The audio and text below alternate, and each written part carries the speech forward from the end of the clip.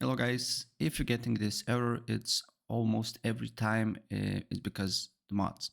If your game is modded, BattlEye in some cases will not launch. So what you need to do here is to try to remove all the installed mods from your GTA directory. So you just need to, depending on where you got the game, you need to go to GTA. I'm on Steam, so I just need to go to properties. Also on advanced option, make sure no BattlEye is deleted if there is on launch options, and then you just need to delete all your modded files like rgsTXT,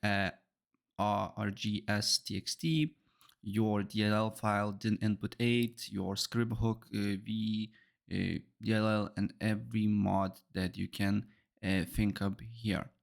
And then what you need to do here is, after you delete all the mods here, you just need to right click on it, properties, and verify integrity of the game files.